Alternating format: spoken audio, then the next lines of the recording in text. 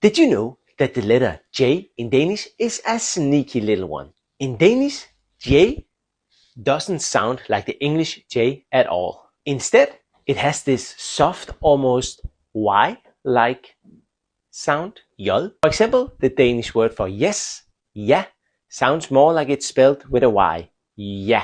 And also the word for Christmas, Yule, is also like Yule. J often appears in words where it blends into the surroundings and changing the sound completely. Take the Danish word for heart, hjerte.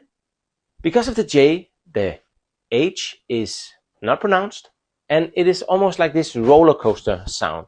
Hjerte. Hjerte. You on the roller coaster? Hjerte. Easy. So even though the J might seem familiar, it can take some time getting used to. But good luck learning that.